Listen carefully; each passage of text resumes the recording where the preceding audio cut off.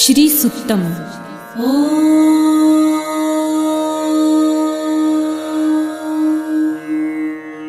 हिरण्यवर्णां हरिणीं सुवर्णरजतस्रजां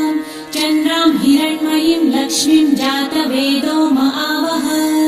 ताम आवह जातवेदो लक्ष्मीमनपगामिनीं यस्यां हिरण्यं विन्देयं गामश्वं पुरुषानहम् अश्वपूर्वां रथमध्यां हस्तिनादप्रबोधिनीं श्रियं देवीमुपह्वये श्रीर्मा देवी जुषताम् कासोऽस्मितां हिरण्यप्राकाराम् आर्द्रां ज्वलन्तीं तृप्तां तर्पयन्तीं पद्मे स्थितां पद्मवर्णां तामिहोपह्वये श्रियम् चन्द्रां प्रभासां यशसा ज्वलन्तीं श्रियं लोके देवजुष्टामुदाराम् तां पद्मिनीं शरणमहं प्रपद्ये लक्ष्मीर्मे नश्यतां त्वां वृणे आदित्यवर्णे तपसोऽधिजातो वनस्पतिस्तव वृक्षोऽथ बिल्वः तस्य फलानि तपसानुदन्तु मायान्तरायाश्च बाह्या अलक्ष्मीः उपैतु मां देवसखः कीर्तिश्च मणिना सह प्रादुर्भूतो सुराष्ट्रेऽस्मिन् कीर्तिमृद्धिं ददातु मे शुक्लपासामलां ज्येष्ठाम् अलक्ष्मीं नाशयाम्यहम् अभूतिं समृद्धिं च सर्वानिर्णुद मे गृहात् गन्धद्वारां दुराधर्षां नित्यपुष्टां करिषिणीम् ईश्वरीं सर्वभूतानां तामिहोपह्वये श्रियम् मनसः काममाकुतिं वाचः सत्यमशीमहि पशूनां रूपमन्नस्य मयि श्रेयतां यशः कर्दमे प्रजाभूता मयि सम्भव कर्दम श्रियं वासय मे कुले मातरं पद्ममालिनीम् आपसृजन्तु सिद्धानि चित्रितवस मे गृहे निज देवीं मातरं श्रियं वासय मे कुले आर्द्रां पुष्करिणीं पुष्टिपिङ्गलां पद्ममालिनीं चन्द्रां हिरण्मयीं लक्ष्मीं जातवेदो म आवह आर्द्रां यकरिणीं यष्टिं सुवर्णां हेममालिनीं सूर्यां हिरण्मयीं लक्ष्मी जातवेदो म आवह ताम आवह जातवेदो लक्ष्मीमनपगामिनीं यस्यां हिरण्यं प्रभुतं गावो दासोऽश्वान् विन्देयं पुरुषानहम् यः शुचिः प्रयतो भूत्वा जिहुयादाजमन्वहम् सूक्तं पञ्चदशर्च च श्रीकामः सततं जपेत्। श्रीसूक्तम्।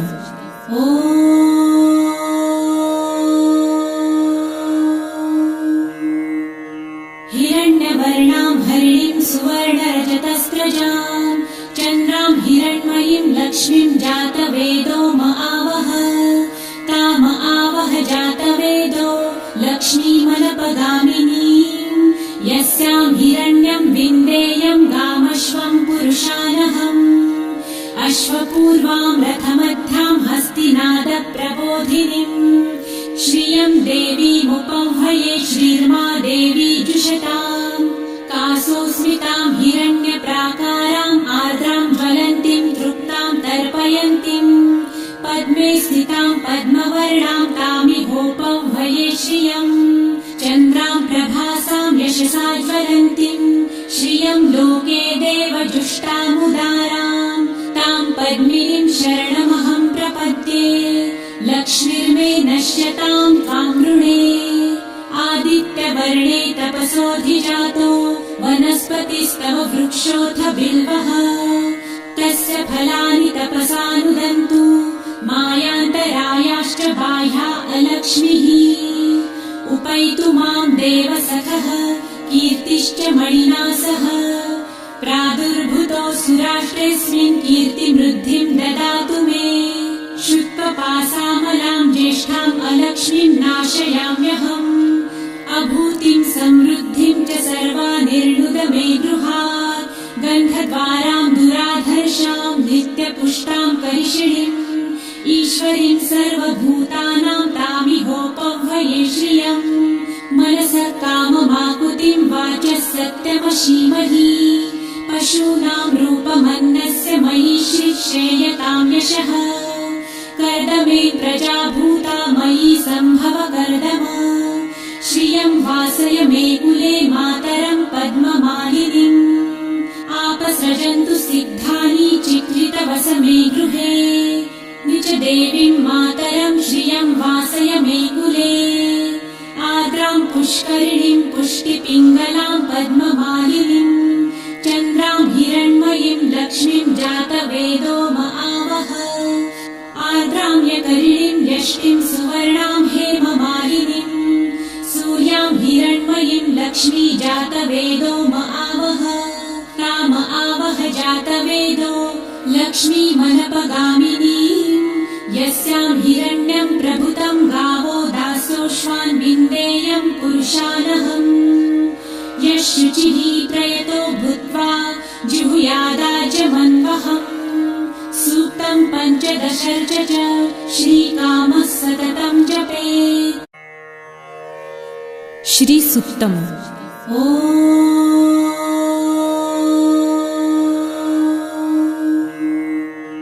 हिरण्यवर्णां हरिणीं सुवर्णरजतस्रजां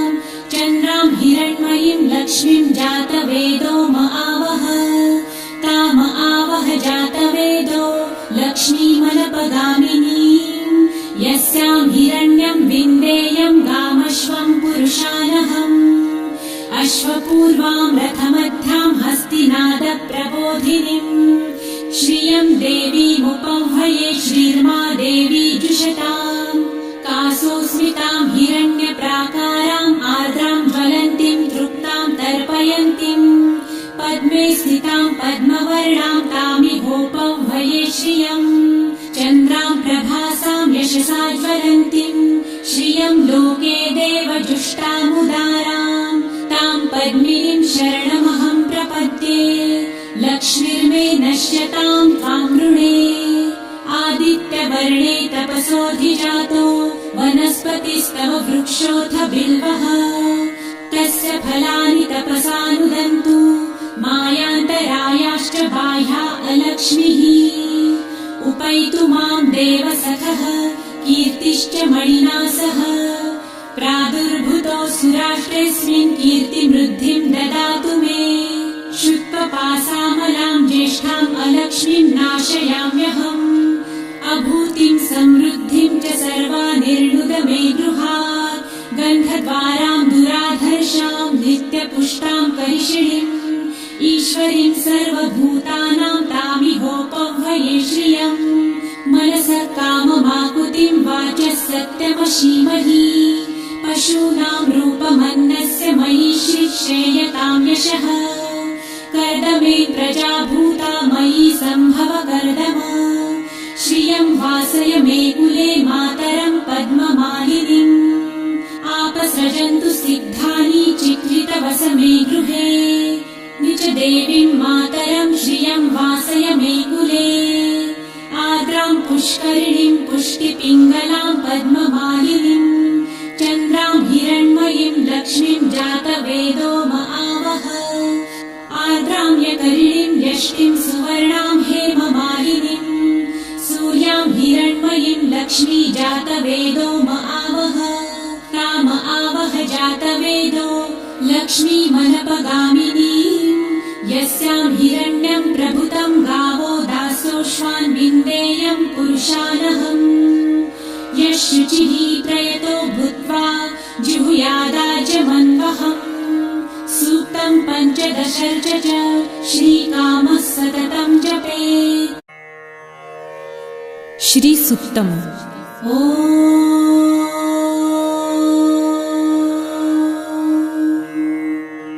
हिरण्यवर्णां हरिणीं सुवर्णरजतस्रजां चन्द्रां हिरण्मयीं लक्ष्मीं जातवेदो म आवह ताम आवह जातवेदो लक्ष्मीमनपगामिनीं यस्यां हिरण्यं विन्देयं गामश्वं पुरुषानहम् अश्वपूर्वां रथमध्यां हस्तिनादप्रबोधिनीं श्रियं देवीमुपह्वये श्रीर्मा देवी जुषताम् कासोस्मितां हिरण्यप्राकाराम् आर्द्रां ज्वलन्तीं तृप्तां तर्पयन्तीं पद्मे स्थितां पद्मवर्णां तामिहोपह्वये श्रियम् चन्द्रां प्रभासां यशसा ज्वलन्तीं श्रियं लोके देवजुष्टामुदारां तां पद्मिनीं शरणमहं प्रपद्ये लक्ष्मीर्मे नश्यतां त्वां वृणे आदित्यवर्णे तपसोऽधिजातो वनस्पतिस्तव वृक्षोऽथ बिल्वः तस्य फलानि तपसानुदन्तु मायान्तरायाश्च बाह्या अलक्ष्मीः उपैतु मां देवसखः कीर्तिश्च मणिना सह प्रादुर्भूतोऽसुराष्ट्रेऽस्मिन् कीर्तिमृद्धिं ददातु मे शुक्लपासामलां ज्येष्ठाम् अलक्ष्मीं नाशयाम्यहम् अभूतिं समृद्धिं च सर्वानिर्णुद मे गृहात् गन्धद्वारां दुराधर्षां नित्यपुष्टां करिषिणीम् ईश्वरीं सर्वभूतानां तामिहोपह्वये श्रियम् मनसः काममाकुतिं वाचः सत्यमशीमहि पशूनां रूपमन्नस्य मयि श्रेयतां यशः कर्दमे प्रजाभूता मयि सम्भव कर्दम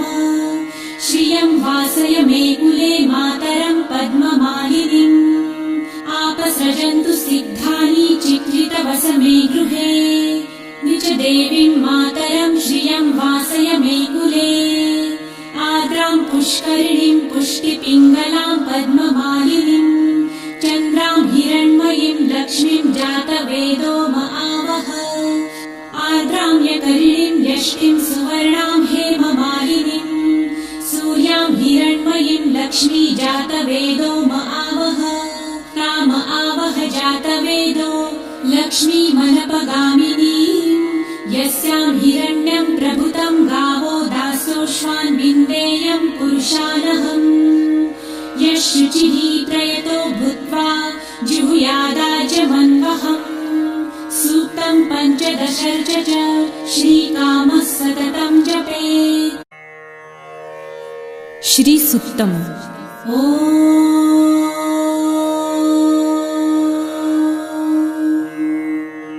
हिरण्यवर्णां हरिणीं सुवर्णरजतस्रजां चन्द्रां हिरण्मयीं लक्ष्मीं जातवेदो म आवह ताम आवह जातवेदो लक्ष्मीमनपगामिनीं यस्यां हिरण्यं विन्देयं गामश्वं पुरुषानहम् अश्वपूर्वां रथमध्यां हस्तिनादप्रबोधिनीं श्रियं देवीमुपह्वये श्रीर्मा देवी जुषतां कासोस्मितां हिरण्यप्राकाराम् आर्द्रां ज्वलन्तीं तृप्तां तर्पयन्तीं पद्मे स्थितां पद्मवर्णां तामिहोपह्वये श्रियम् चन्द्रां प्रभासां यशसा ज्वलन्तीं श्रियं लोके देवजुष्टामुदारां तां पद्मिनीं शरणमहं प्रपद्ये लक्ष्मीर्मे नश्यतां त्वां वृणे आदित्यवर्णे तपसोऽधिजातो वनस्पतिस्तव वृक्षोऽथ बिल्वः तस्य फलानि तपसानुदन्तु मायान्तरायाश्च बाह्या अलक्ष्मीः उपैतु मां देवसखः कीर्तिश्च मणिना सह प्रादुर्भूतोऽसुराष्ट्रेऽस्मिन् कीर्तिमृद्धिं ददातु मे शुक्लपासामलां ज्येष्ठाम् अलक्ष्मीं नाशयाम्यहम् अभूतिं समृद्धिं च सर्वानिर्णुद मे गृहात् गन्धद्वारां दुराधर्षां नित्यपुष्टां करिषिणीम् ईश्वरीं सर्वभूतानां तामिहोपह्वये श्रियम् मनसः काममाकुतिं वाचः सत्यमशीमहि पशूनां रूपमन्नस्य मयि श्रेयतां यशः कर्दमे प्रजाभूता मयि सम्भव कर्दम श्रियं वासय मे कुले मातरं पद्ममालिनीम् आपसृजन्तु सिद्धानि चित्रितवस मे गृहे निज देवीं मातरं श्रियं वासय मे कुले आर्द्रां पुष्करिणीं पुष्टिपिङ्गलां पद्ममालिनीं चन्द्रां हिरण्मयीं लक्ष्मीं जातवेदो म आवह आर्द्रां यकरिणीं यष्टिं सुवर्णां जातवेदो म आवह ताम आवह जातवेदो लक्ष्मीमनपगामिनीम् यस्यां हिरण्यं प्रभुतं गावो दासोऽश्वान् विन्देयं पुरुषानहम् यः शुचिः प्रयतो भूत्वा जिहुयादाजमन्वहम् सूक्तं पञ्चदशर्च च श्रीकामः सततं जपेत्। श्री सुक्तम्। ॐ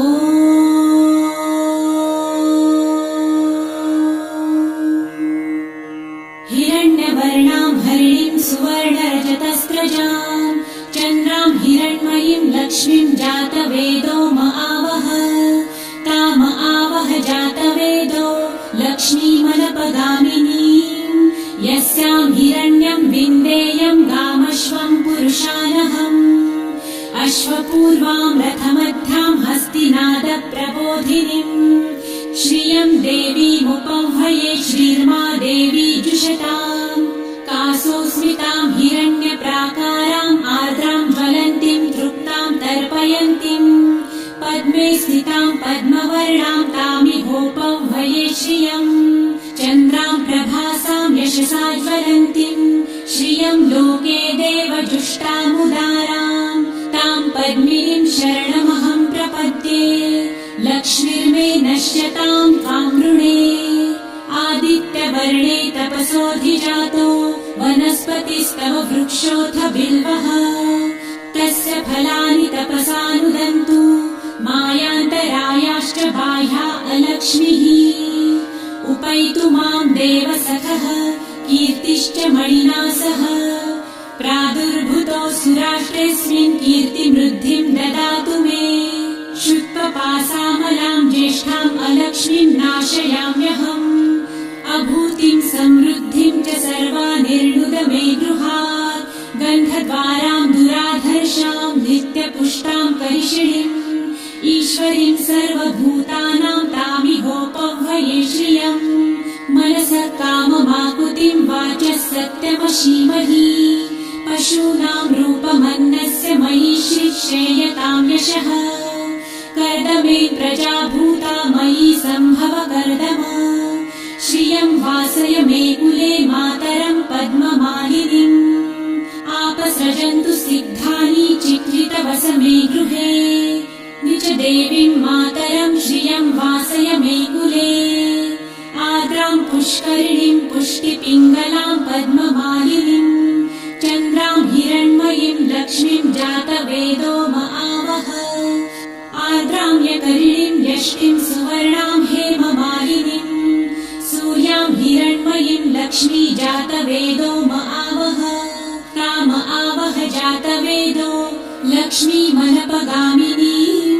यस्यां हिरण्यं प्रभुतं गावो दासोऽश्वान् विन्देयं पुरुषानहम् यः शुचिः प्रयतो भूत्वा जिहुयादाजमन्वहम् सूक्तं पञ्चदशर्च च श्रीकामः सततं जपेत्। श्री सुक्तम्। ॐ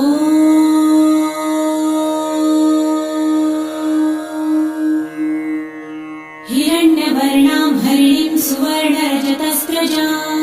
चन्द्रां हिरण्मयीं लक्ष्मीं जातवेदो म आवह ताम आवह जातवेदो लक्ष्मीमनपगामिनीं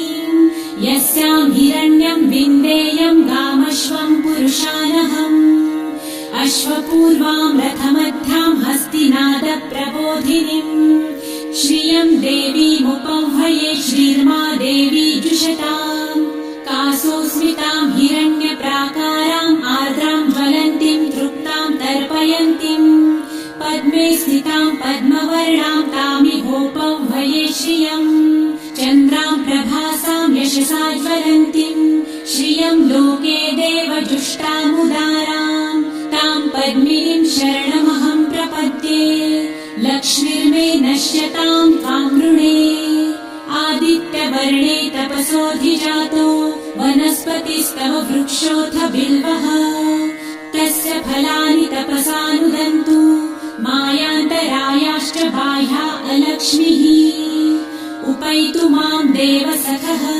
कीर्तिश्च मणिना सह प्रादुर्भूतोऽसुराष्ट्रेऽस्मिन् कीर्तिमृद्धिं ददातु मे शुत्वपासामलां ज्येष्ठाम् अलक्ष्मीं नाशयाम्यहम्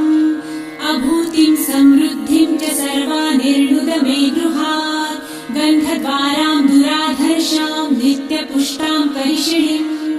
ईश्वरीं सर्वभूतानां तामिहोपह्वये श्रियम् मनसः काममाकुतिं वाचः सत्यमशीमहि पशूनां रूपमन्नस्य मयि श्रेयतां यशः कर्दमे प्रजाभूता मयि सम्भव कर्दम श्रियं वासय मे कुले मातरं पद्ममालिनीम् आपसृजन्तु सिद्धानि चित्रितवस मे गृहे निज देवीं मातरं श्रियं वासय मे कुले आर्द्रां पुष्करिणीं पुष्टिपिङ्गलां पद्ममालिनीं चन्द्रां हिरण्मयीं लक्ष्मीं जातवेदो म आवह आर्द्रां यकरिणीं यष्टिं सुवर्णां हेममालिनीं सूर्यां हिरण्मयीं लक्ष्मी जातवेदो म आवह ताम आवह जातवेदो लक्ष्मीमनपगामिनीं यस्यां हिरण्यं प्रभुतं गावो दासोऽश्वान् विन्देयं पुरुषानहम् यः शुचिः प्रयतो भूत्वा जिहुयादाजमन्वहम् सूक्तं 15 च श्रीकामः सततं जपेत् श्री सुक्तम ॐ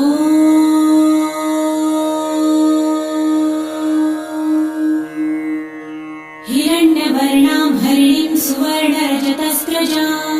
चन्द्रां हिरण्मयीं लक्ष्मीं जातवेदो म आवह ताम आवह जातवेदो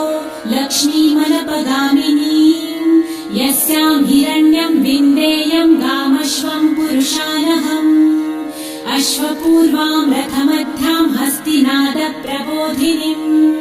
श्रियं देवीमुपह्वये श्रीर्मा देवी जुषताम् कासोऽस्मितां हिरण्यप्राकाराम् आर्द्रां ज्वलन्तीं तृप्तां तर्पयन्तीं पद्मे स्थितां पद्मवर्णां तामिहोपह्वये श्रियम् चन्द्रां प्रभासां यशसा ज्वलन्तीं श्रियं लोके देवजुष्टामुदारां तां पद्मिनीं शरणमहं प्रपद्ये लक्ष्मीर्मे नश्यतां त्वां वृणे आदित्यवर्णे तपसोऽधिजातो वनस्पतिस्तव वृक्षोऽथ बिल्वः तस्य फलानि तपसानुदन्तु मायान्तरायाश्च बाह्या अलक्ष्मीः उपैतु मां देवसखः कीर्तिश्च मणिना सह प्रादुर्भूतोऽसुराष्ट्रेऽस्मिन् कीर्तिमृद्धिं ददातु मे शुत्वपासामलां ज्येष्ठाम् अलक्ष्मीं नाशयाम्यहम् अभूतिं समृद्धिं च सर्वानिर्णुद मे गृहात् गन्धद्वारां दुराधर्षां नित्यपुष्टां करिषिणीम् ईश्वरीं सर्वभूतानां तामिहोपह्वये श्रियम् मनसः काममाकुतिं वाचः सत्यमशीमहि पशूनां रूपमन्नस्य मयि श्रेयतां यशः कर्दमे प्रजाभूता मयि सम्भव कर्दम श्रियं वासय मे कुले मातरं पद्ममालिनीम् आपसृजन्तु सिद्धानि चित्रितवस मे गृहे निज देवीं मातरं श्रियं वासय मे कुले आर्द्रां पुष्करिणीं पुष्टिपिङ्गलां पद्ममालिनीं चन्द्रां हिरण्मयीं लक्ष्मीं जातवेदो म आवह आर्द्रां यकरिणीं यष्टिं सुवर्णां हेममालिनीं सूर्यां हिरण्मयीं लक्ष्मी जातवेदो म आवह ताम आवह जातवेदो लक्ष्मीमनपगामिनीं यस्यां हिरण्यं प्रभुतं गावो दासोऽश्वान् विन्देयं पुरुषानहम् यः शुचिः प्रयतो भूत्वा जिहुयादाजमन्वहम् सूक्तं 15 च श्रीकामः सततं जपेत् श्री सुक्तम ॐ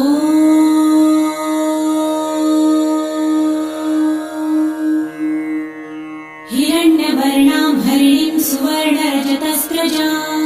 चन्द्रां हिरण्मयीं लक्ष्मीं जातवेदो आवह ताम आवह जातवेदो लक्ष्मीमनपगामिनीं यस्यां हिरण्यं विन्देयं गामश्वं पुरुषानहम् अश्वपूर्वां रथमध्यां हस्तिनादप्रबोधिनीं श्रियं देवीमुपह्वये श्रीर्मा देवी जुषतां कासोस्मितां हिरण्यप्राकाराम् आर्द्रां ज्वलन्तीं तृप्तां तर्पयन्तीं पद्मे स्थितां पद्मवर्णां तामिहोपह्वये श्रियं चन्द्रां प्रभासां यशसा ज्वलन्तीं श्रियं लोके देवजुष्टामुदारां तां पद्मिनीं शरणमहं प्रपद्ये लक्ष्मीर्मे नश्यतां त्वां वृणे आदित्यवर्णे तपसोऽधिजातो वनस्पतिस्तव वृक्षोऽथ बिल्वः तस्य फलानि तपसानुदन्तु मायान्तरायाश्च बाह्या अलक्ष्मीः उपैतु मां देवसखः कीर्तिश्च मणिना सह प्रादुर्भूतो सुराष्ट्रेऽस्मिन् कीर्तिमृद्धिं ददातु मे शुत्वपासामलां ज्येष्ठाम् अलक्ष्मीं नाशयाम्यहम् अभूतिं समृद्धिं च सर्वानिर्णुद मे गृहात् गन्धद्वारां दुराधर्षां नित्यपुष्टां करिषिणीम् ईश्वरीं सर्वभूतानां तामिहोपह्वये श्रियं मनसः काममाकुतिं वाचः सत्यमशीमहि पशूनां रूपमन्नस्य मयि श्रेयतां यशः कर्दमे प्रजाभूता मयि सम्भव कर्दम श्रियं वासय मे कुले मातरं पद्ममालिनीम् आपसृजन्तु सिद्धानि चित्रितवस मे गृहे निज देवीं मातरं श्रियं वासय मे कुले आर्द्रां पुष्करिणीं पुष्टिपिङ्गलां पद्ममालिनीं चन्द्रां हिरण्मयीं लक्ष्मीं जातवेदो आवह आर्द्रां यकरिणीं यष्टिं सुवर्णां हेममालिनीं सूर्यां हिरण्मयीं लक्ष्मी जातवेदो आवह ताम आवह जातवेदो लक्ष्मीमनपगामिनीं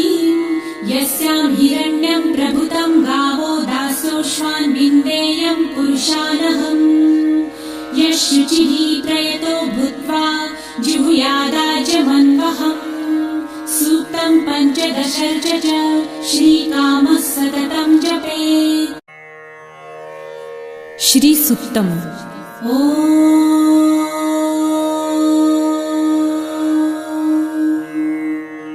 हिरण्यवर्णां हरिणीं सुवर्णरजतस्रजां चन्द्रां हिरण्मयीं लक्ष्मीं जातवेदो आवह ताम आवह जातवेदो लक्ष्मीमनपगामिनीं यस्यां हिरण्यं विन्देयं गामश्वं पुरुषानहम् अश्वपूर्वां रथमध्यां हस्तिनादप्रबोधिनीं श्रियं देवीमुपह्वये श्रीर्मा देवी जुषतां कासोस्मितां हिरण्यप्राकाराम् आर्द्रां ज्वलन्तीं तृप्तां तर्पयन्तीं पद्मे स्थितां पद्मवर्णां तामिहोपह्वये श्रियं चन्द्रां प्रभासां यशसा ज्वलन्तीं श्रियं लोके देवजुष्टामुदारां तां पद्मिनीं शरणमहं प्रपद्ये लक्ष्मीर्मे नश्यतां त्वां वृणे आदित्यवर्णे तपसोऽधिजातो वनस्पतिस्तव वृक्षोऽथ बिल्वः तस्य फलानि तपसानुदन्तु मायान्तरायाश्च बाह्या अलक्ष्मीः उपैतु मां देवसखः कीर्तिश्च मणिना सह प्रादुर्भूतो सुराष्ट्रेऽस्मिन् कीर्तिमृद्धिं ददातु मे शुत्वपासामलां ज्येष्ठाम् अलक्ष्मीं नाशयाम्यहम् अभूतिं समृद्धिं च सर्वानिर्णुद मे गृहात् गन्धद्वारां दुराधर्षां नित्यपुष्टां करिषिणीम् ईश्वरीं सर्वभूतानां तामिहोपह्वये श्रियं मनसः काममाकुतिं वाचः सत्यमशीमहि पशूनां रूपमन्नस्य मयि श्रेयतां यशः कर्दमे कर्दमे प्रजाभूता मयि सम्भव कर्दम श्रियं वासय मे कुले मातरं पद्ममालिनीम् आपसृजन्तु सिद्धानि चित्रितवस मे गृहे निज देवीं मातरं श्रियं वासय मे कुले आर्द्रां पुष्करिणीं पुष्टिपिङ्गलां पद्ममालिनीं चन्द्रां हिरण्मयीं लक्ष्मीं जातवेदो म आवह आर्द्रां यकरिणीं यष्टिं सुवर्णां हेममालिनीं सूर्यां हिरण्मयीं लक्ष्मी जातवेदो म आवह ताम आवह जातवेदो लक्ष्मीमनपगामिनीं यस्यां हिरण्यं प्रभुतं गावो दासोऽश्वान् विन्देयं पुरुषानहम् यः शुचिः प्रयतो भूत्वा जिहुयादाज्यमन्वहम् सूक्तं पञ्चदशर्च च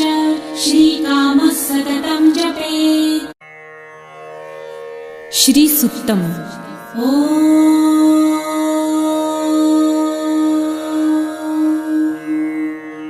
हिरण्यवर्णां हरिणीं सुवर्णरजतस्रजां चन्द्रां हिरण्मयीं लक्ष्मीं जातवेदो म आवह ताम आवह जातवेदो लक्ष्मीमनपगामिनीं यस्यां हिरण्यं विन्देयं गामश्वं पुरुषानहम् अश्वपूर्वां रथमध्यां हस्तिनादप्रबोधिनीं श्रियं देवीमुपह्वये श्रीर्मा देवी जुषताम् कासोऽस्मितां हिरण्यप्राकाराम् आर्द्रां ज्वलन्तीं तृप्तां तर्पयन्तीं पद्मे स्थितां पद्मवर्णां तामिहोपह्वये श्रियम् चन्द्रां प्रभासां यशसा ज्वलन्तीं श्रियं लोके देवजुष्टामुदारां तां पद्मिनीं शरणमहं प्रपद्ये लक्ष्मीर्मे नश्यतां त्वां वृणे आदित्यवर्णे तपसोऽधिजातो वनस्पतिस्तव वृक्षोऽथ बिल्वः तस्य फलानि तपसानुदन्तु मायान्तरायाश्च बाह्या अलक्ष्मीः उपैतु मां देवसखः कीर्तिश्च मणिना सह प्रादुर्भूतो सुराष्ट्रेऽस्मिन् कीर्तिमृद्धिं ददातु मे शुक्लपासामलां ज्येष्ठाम् अलक्ष्मीं नाशयाम्यहम् अभूतिं समृद्धिं च सर्वानिर्णुद मे गृहात् गन्धद्वारां दुराधर्षां नित्यपुष्टां करिषिणीम् ईश्वरीं सर्वभूतानां तामिहोपह्वये श्रियम् मनसः काममाकुतिं वाचः सत्यमशीमहि पशूनां रूपमन्नस्य मयि श्रीश्रेयतां यशः कर्दमे प्रजाभूता मयि सम्भव कर्दम श्रियं वासय मे कुले मातरं पद्ममालिनीम् आपसृजन्तु सिद्धानि चित्रितवस मे गृहे निज देवीं मातरं श्रियं वासय मे कुले आर्द्रां पुष्करिणीं पुष्टिपिङ्गलां पद्ममालिनीं चन्द्रां हिरण्मयीं लक्ष्मीं जातवेदो म आवह आर्द्रां यकरिणीं यष्टिं सुवर्णां हेममालिनीं सूर्यां हिरण्मयीं लक्ष्मी जातवेदो म आवह ताम आवह जातवेदो लक्ष्मीमनपगामिनीं यस्यां हिरण्यं प्रभुतं गावो दासोऽश्वान् विन्देयं पुरुषानहम् यः शुचिः प्रयतो भूत्वा जिहुयादाज्यमन्वहम् सूक्तं पञ्चदशर्च च श्रीकामः सततं जपेत्। श्री सुक्तम्। ॐ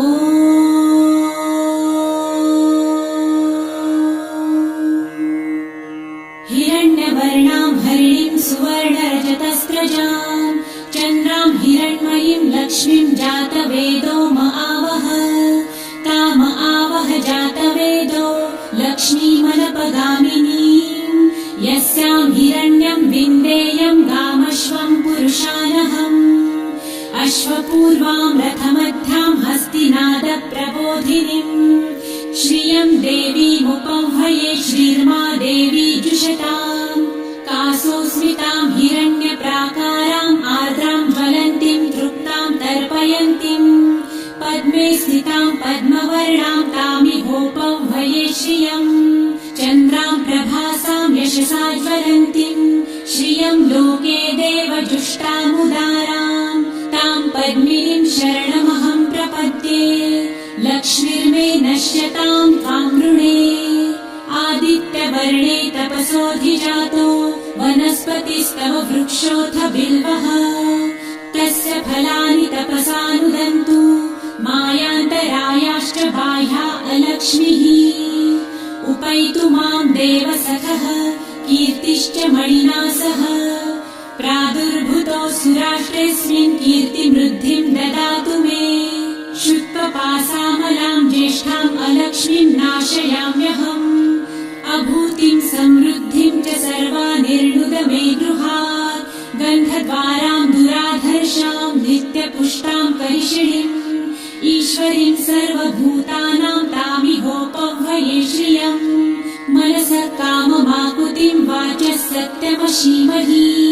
पशूनां रूपमन्नस्य मयि श्रेयतां यशः कर्दमे प्रजाभूता मयि सम्भव कर्दम श्रियं वासय मे कुले मातरं पद्ममालिनीम् आपसृजन्तु सिद्धानि चित्रितवस मे गृहे निज देवीं मातरं श्रियं वासय मे कुले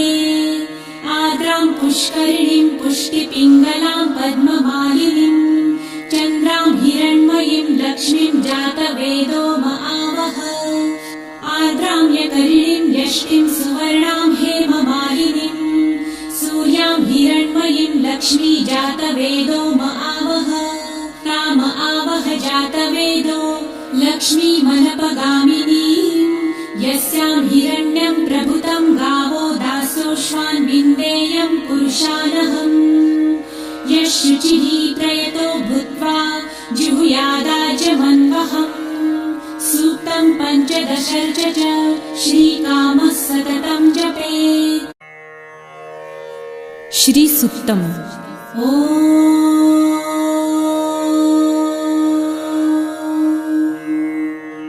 हिरण्यवर्णां हरिणीं सुवर्णरजतस्रजां चन्द्रां हिरण्मयीं लक्ष्मीं जातवेदो म आवह ताम आवह जातवेदो लक्ष्मीमनपगामिनीं यस्यां हिरण्यं विन्देयं गामश्वं पुरुषानहम् अश्वपूर्वां रथमध्यां हस्तिनादप्रबोधिनीं श्रियं देवीमुपह्वये श्रीर्मा देवी जुषताम् कासोऽस्मितां हिरण्यप्राकाराम् आर्द्रां ज्वलन्तीं तृप्तां तर्पयन्तीं पद्मे स्थितां पद्मवर्णां तामिहोपह्वये श्रियम् चन्द्रां प्रभासां यशसा ज्वलन्तीं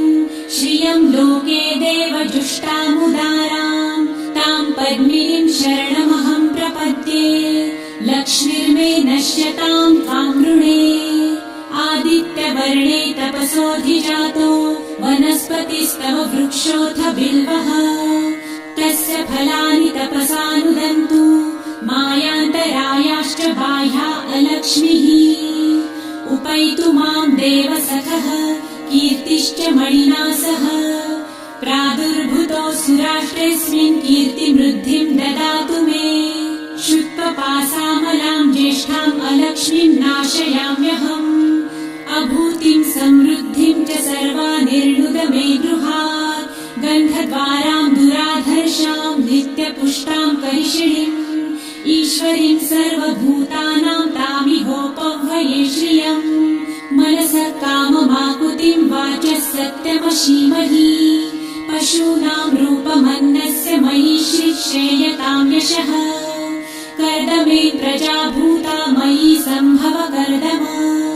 श्रियं वासय मे कुले मातरं पद्ममालिनीम् आपसृजन्तु सिद्धानि चित्रितवस मे गृहे निज देवीं मातरं श्रियं वासय मे कुले आर्द्रां पुष्करिणीं पुष्टिपिङ्गलां पद्ममालिनीं चन्द्रां हिरण्मयीं लक्ष्मीं जातवेदो म आवह आर्द्रां यकरिणीं यष्टिं सुवर्णां हेममालिनीं सूर्यां हिरण्मयीं लक्ष्मी जातवेदो म आवह आवह ताम आवह जातवेदो लक्ष्मीमनपगामिनीम् यस्यां हिरण्यं प्रभुतं गावो दासोऽश्वान् विन्देयं पुरुषानहम् यः शुचिः प्रयतो भूत्वा जिहुयादाजमन्वहम् सूक्तं पञ्चदशर्च च श्रीकामः सततं जपेत्। श्री सुक्तम्। ॐ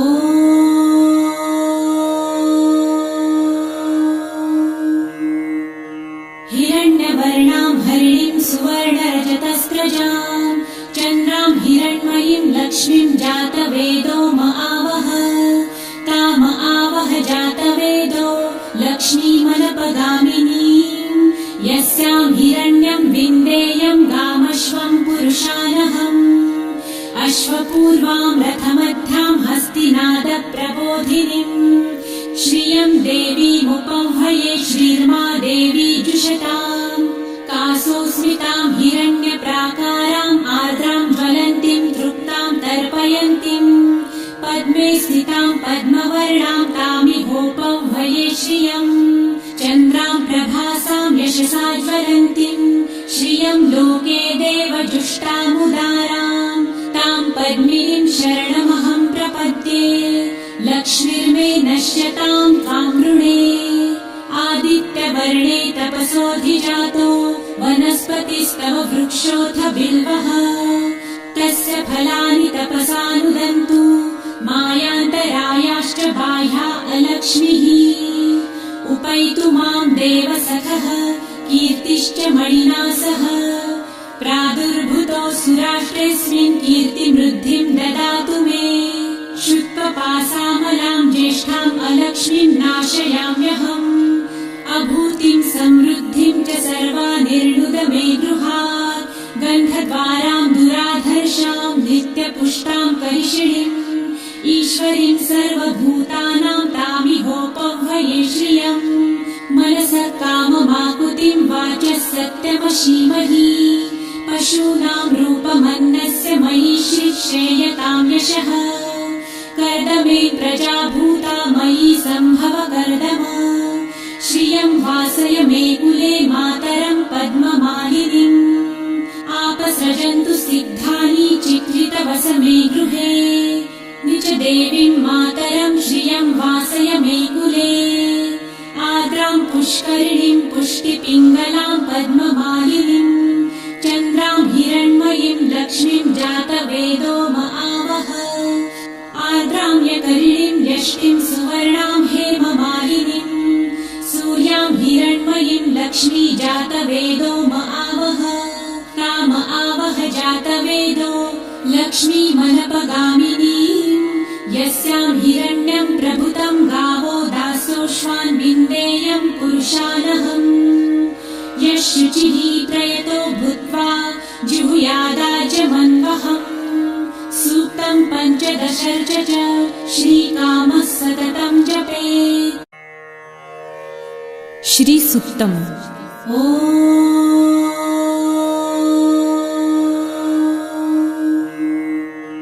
हिरण्यवर्णां हरिणीं सुवर्णरजतस्रजां चन्द्रां हिरण्मयीं लक्ष्मीं जातवेदो म आवह ताम आवह जातवेदो लक्ष्मीमनपगामिनीं यस्यां हिरण्यं विन्देयं गामश्वं पुरुषानहम् अश्वपूर्वां रथमध्यां हस्तिनादप्रबोधिनीं श्रियं देवीमुपह्वये श्रीर्मा देवी जुषताम् कासोऽस्मितां हिरण्यप्राकाराम् आर्द्रां ज्वलन्तीं तृप्तां तर्पयन्तीं पद्मे स्थितां पद्मवर्णां तामिहोपह्वये श्रियं चन्द्रां प्रभासां यशसा ज्वलन्तीं श्रियं लोके देवजुष्टामुदारां तां पद्मिनीं शरणमहं प्रपद्ये लक्ष्मीर्मे नश्यतां त्वां वृणे आदित्यवर्णे तपसोऽधिजातो वनस्पतिस्तव वृक्षोऽथ बिल्वः तस्य फलानि तपसानुदन्तु मायान्तरायाश्च बाह्या अलक्ष्मीः उपैतु मां देवसखः कीर्तिश्च मणिना सह प्रादुर्भूतोऽसुराष्ट्रेऽस्मिन् कीर्तिमृद्धिं ददातु मे। शुत्वपासामलां ज्येष्ठाम् अलक्ष्मीं नाशयाम्यहम्।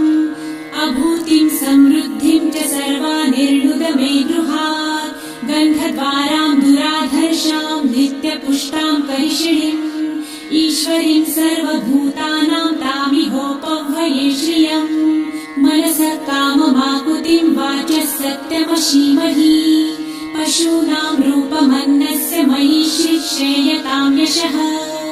कर्दमे प्रजाभूता मयि सम्भव कर्दम। श्रियं वासय मे कुले मातरं पद्ममालिनीम्। आपसृजन्तु सिग्धानि चिक्लितवस मे गृहे। निज देवीं मातरं श्रियं वासय मे कुले। आर्द्रां पुष्करिणीं पुष्टिपिङ्गलां पद्ममालिनीम्। चन्द्रां हिरण्मयीं लक्ष्मीं जातवेदो म आवह। आर्द्रां यकरिणीं यष्टिं सुवर्णां हेममालिनीम्। सूर्यां हिरण्मयीं लक्ष्मी जातवेदो म आवह। ताम आवह जातवेदो लक्ष्मीमनपगामिनीम्। यस्यां हिरण्यं प्रभुतं गावो दासोऽश्वान् विन्देयं पुरुषानहम्। यः शुचिः प्रयतो भूत्वा जिहुयादाजमन्वहम्। सूक्तं पञ्चदशर्च च श्रीकामः सततं जपेत्। श्री सुक्तम्। ॐ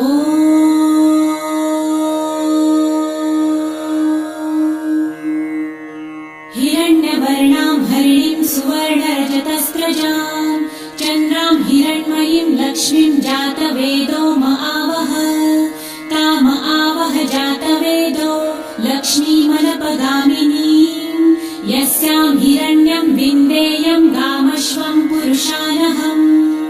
अश्वपूर्वां रथमध्यां हस्तिनादप्रबोधिनीम्। श्रियं देवीमुपह्वये श्रीर्मा देवी जुषताम्। कासोऽस्मितां हिरण्यप्राकाराम् आर्द्रां ज्वलन्तीं तृप्तां तर्पयन्तीम्। पद्मे स्थितां पद्मवर्णां तामिहोपह्वये श्रियम्। चन्द्रां प्रभासां यशसा ज्वलन्तीं। श्रियं लोके देवजुष्टामुदारां। तां पद्मिनीं शरणमहं प्रपद्ये। लक्ष्मीर्मे नश्यतां त्वां वृणे। आदित्यवर्णे तपसोऽधिजातो वनस्पतिस्तव वृक्षोऽथ बिल्वः। तस्य फलानि तपसानुदन्तु मायान्तरायाश्च बाह्या अलक्ष्मीः। उपैतु मां देवसखः कीर्तिश्च मणिना सह। प्रादुर्भूतोऽसुराष्ट्रेऽस्मिन् कीर्तिमृद्धिं ददातु मे। शुत्वपासामलां ज्येष्ठाम् अलक्ष्मीं नाशयाम्यहम्।